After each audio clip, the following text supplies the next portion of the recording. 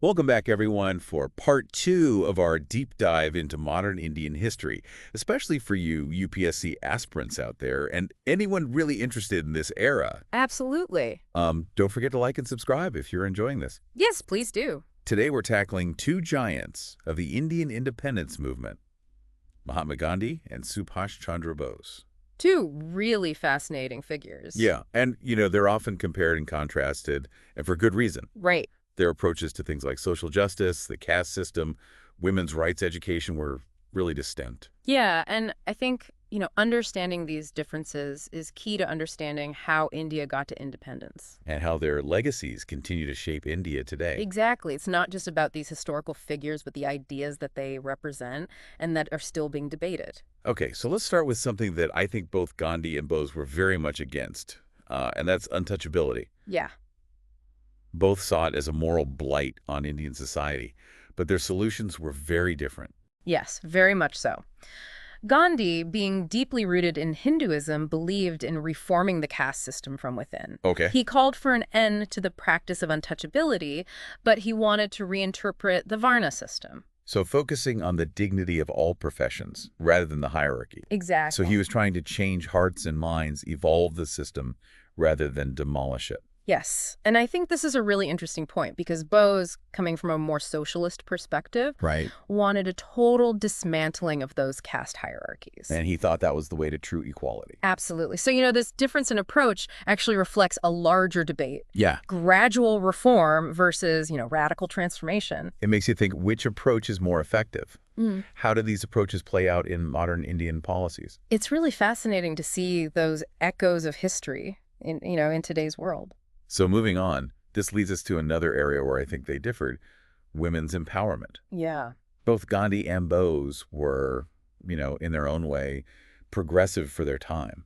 Gandhi obviously encouraged women to participate in the freedom struggle, which was groundbreaking. Absolutely. But Bose took it a step further. Yeah, he was very active in championing women's participation in all areas of life during his time leading the Forward Bloc and then later with the Indian National Army. Wow. In fact, he formed the Rani of Jhansi Regiment, an all-female combat unit. Wow. Which is incredible when you think about it. An all-female combat unit. That's amazing. A real statement to his commitment to gender equality. So, Gandhi valued women's contributions, but his vision often centered on their roles within the family structure. Yes. And Bose, he saw their potential in every facet of life. Including the battlefield. Yeah, and this difference, I think, like with the caste system, raises those questions about the pace of social change. Right. Do we work within existing structures or push for more radical and immediate transformation? And how does that then reflect in the ongoing discussions about women's rights in India today? Right. So let's move on to their views on education. Yeah, this is where their philosophies really diverge. Yeah, absolutely. Gandhi, with his concept of Talim, really emphasized the moral and spiritual development through vernacular learning and a connection to rural life. He believed in education as a means to cultivate self-reliance and character building, Okay. empowering villages and nurturing communities. So he saw education as a very holistic process. Beyond academics. But Bose had a very different vision. Oh, yes. Bose very much championed modern education. Yeah. With his focus on, industrialization and scientific advancement. Yeah. He thought that India really needed to embrace science and technology to progress. So he saw it as a key to unlocking India's economic potential. Yeah. Making it, a real force on the global stage. Exactly. So you have Gandhi focusing on traditional values and self-sufficiency. Right. And Bose emphasizing modernization and global engagement. Wow. Two completely different approaches. And this brings us to a question for you, our listeners. As you think about the Indian education system today, do you see the legacies of Gandhi and Bose? How are their philosophies reflected in the curriculum? In the types of schools and the overall goals of education? Definitely something to think about. It's fascinating how these ideas continue to resonate today. Yeah. But before we explore that further, I think we need to talk about some of the specific details about their lives. I think it's a great idea. Did you know that Gandhi... Welcome back to our deep dive into Gandhi and Bose. As we're comparing these two, I think it's really important to consider how their personal experiences shape their ideologies. Yeah, absolutely. I mean, you can't really separate a person's ideas from their life story. Right. So how did their backgrounds shape their approaches to India's future? Well, for Gandhi, I think his time in South Africa, where he witnessed, firsthand the injustices of racial discrimination, Right. that really profoundly shaped his belief in nonviolent resistance. He saw the power of satyagraha, which means truth force. The idea that holding fast to truth, even in the face of oppression, can bring about change. And Satyagraha really became the cornerstone of his philosophy Absolutely. and such a powerful tool in the fight against British rule. It really resonated with millions of Indians, and it turned the independence movement into this massive mobilization. But Bose, on the other hand, he'd spent time in Europe, Yes. and he was really influenced by those socialist and nationalist ideologies that were gaining traction there. Right. And so he was drawn to more radical and revolutionary approaches. Yeah, he believed that sometimes you need a complete overhaul of the system. So while Gandhi sought to work within existing structures, appealing to the conscience of the British and the moral awakening of Indians, Yeah, Bose was more willing to challenge authority head on. absolutely. And I think that this difference in temperament really led to clashes within the Indian National Congress. I mean, remember, Bose was elected president of the Congress twice. But his views often put him at odds with the more moderate faction led by Gandhi. And that ultimately led to his resignation from the Congress presidency in 1939. Exactly. It's just fascinating how their personalities and experiences really shaped their political strategies. So let's talk about something that really sets Bose apart. The Indian National Army and his alliance with the Axis powers during World War II. Yeah, This is a controversial chapter in his life, one that I think sparks debate even today. for sure. What made him take such a drastic step? I think Bose was unwavering in his commitment to India's complete independence. Okay. And he believed that the war presented this unique opportunity to leverage international support. Okay. He saw an alliance with the Axis powers as a strategic move, even though they were flawed, to gain military aid and to weaken the British Empire. So he was willing to make difficult choices, Yes. even if it meant aligning with forces that many considered to be, on the wrong side of history. And it's a decision that continues to be debated even today. There are different interpretations. Some people see it as a pragmatic move, Right. while others view it as a betrayal of the principles of freedom and democracy. So it's a reminder that history is rarely black and white, Absolutely. and that leaders often have to make tough calls in complex situations. And I think it's really crucial to understand that historical context. Right. India was under colonial rule, facing poverty and social divisions. Right. Both Gandhi and Bose, in their own ways, offered solutions to uplift the nation. So Gandhi, he was very focused on village self-sufficiency and the revival of traditional crafts. Like handloom weaving. Right. He sought to empower the masses from the ground up. He believed that true freedom meant economic independence Mm. and a rejection of Western materialism. Give them the tools to sustain themselves and resist the exploitation of colonial rule. And Bose had a very different vision. Yeah, he saw industrialization and technological advancement as essential. So again, we see this contrast. Yeah. Gandhi's emphasis on self-reliance, Mhm. rooted in tradition, and Bose's vision of a modern industrialized nation. And I think this duality, in a way, is reflected in India's journey since independence. Yeah. The nation has embraced both Gandhian principles and the drive for modernization. It's like their legacies are woven into the very fabric of modern India. Absolutely. You see echoes of their ideas in debates about economic development, social justice, India's role in the world. Their contrasting approaches really offer us, valuable insights as India navigates, all the complexities of the 21st century. It's amazing how individuals can have such a lasting impact, how their ideas can shape a nation's trajectory. Yeah, Gandhi's philosophy of nonviolent resistance has inspired countless movements for social change all around the world. And Bose's commitment to national liberation. His willingness to challenge the status quo. It still resonates in countries that are striving for freedom and self-determination. Their stories teach us about courage, conviction, and the power of ideas to shape history. But before we wrap up their legacies, I think there's one more aspect of Bose's life that we need to unpack: his controversial alliance with the Axis powers. Yes, definitely. I mean, That alliance raises questions about the ethics of his choices, Right. especially during a time of global conflict. It's a complex issue with no easy answers. Exactly. It forces us to really grapple with these moral dilemmas and consider the complexities of leadership Yeah. in these turbulent times. Was it a necessary evil?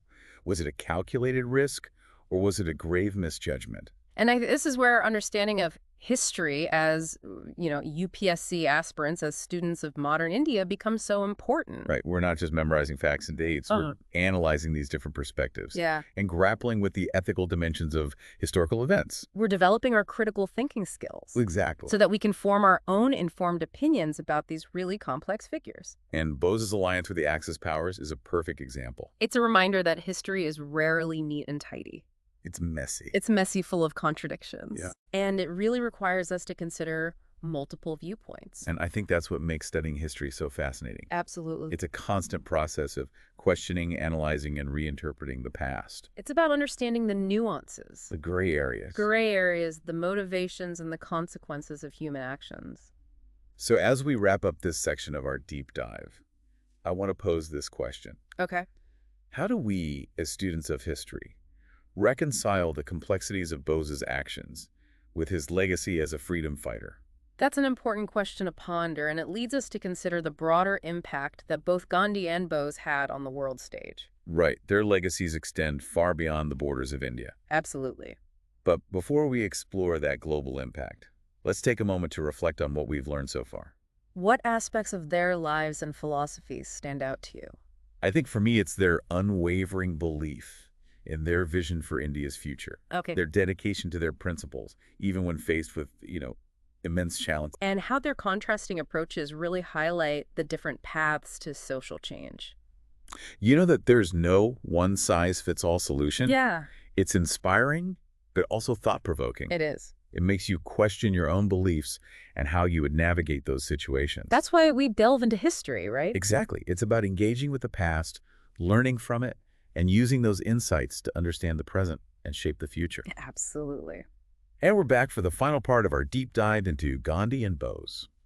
As we wrap up this comparison, I think it's important to shift our focus to the global impact of their legacies. Because their ideas didn't just shape India.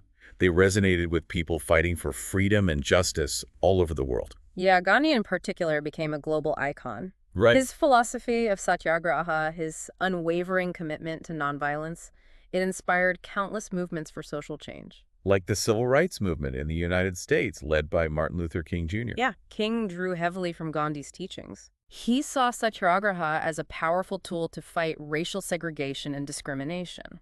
And in South Africa, Nelson Mandela, in his struggle against apartheid. He also embraced Gandhi's principles of nonviolent resistance. It's amazing to think how Gandhi's ideas, born out of India's struggle for independence, became a blueprint for peaceful resistance, in different parts of the world. It really does speak to the universality of his message, the Right. idea that truth and justice can prevail even in the face of overwhelming force. What about Bose? How did his legacy extend beyond India? Well, Bose's story, while more controversial, also had a significant impact. Right. His unwavering commitment to national liberation, his willingness to challenge the established order, Yeah. it inspired many who were fighting for freedom and self-determination in their own countries. He became a symbol of resistance against colonialism, especially in Southeast Asia. Right. His formation of the Indian National Army with soldiers from different ethnic backgrounds fighting for India's freedom, that resonated with those who were striving to break free from colonial rule. His legacy is definitely more complex, given his wartime alliances. Right. But his courage and his determination continue to inspire those fighting for their own liberation. So both Gandhi and Bose, in their own unique ways, left an indelible mark on the world stage. Absolutely. Their ideas transcended national boundaries, offering a powerful message of hope and resistance. And I think their stories remind us that individuals can make a profound difference. Yeah. Their actions, their choices, their ideas can shape the course of history. It's inspiring, but also a bit daunting. It is. It makes you realize the weight of responsibility that comes with understanding history and learning from the past. As students of history, as aspiring civil servants, as engaged citizens. It's our duty to grapple with these legacies, to analyze them critically, and to draw lessons that can guide us in the present. Because understanding the past isn't just about, memorizing facts and dates. Right. It's about using those insights to shape a better future. We can learn from their triumphs, from their mistakes, from their unwavering commitment to their ideals. Their lives remind us that progress is rarely a straight line. Right. It's a journey filled with challenges, setbacks, and difficult choices. But with courage, with conviction, and a deep understanding of the complexities of history, we can strive to create a more just and equitable world. Absolutely. Well, this has been an incredible journey, It has. exploring the contrasting legacies of Gandhi and Bose. Two fascinating figures. And I hope our listeners feel the same way. I encourage everyone to continue exploring their stories. Yeah, delve deeper into the nuances of their lives and philosophies. Because their legacies are not static monuments, They're living ideas. evolving with each generation. And as we navigate the complexities of the 21st century, their stories offer us, valuable insights into the ongoing struggle for justice, equality, and human dignity. So to our listeners, keep learning, keep questioning, and keep that spirit of inquiry alive. Because understanding the past is the key to shaping a better future. Thanks for joining us on this deep dive. We'll be back soon with another fascinating exploration of history, ideas, and the people who shape our world.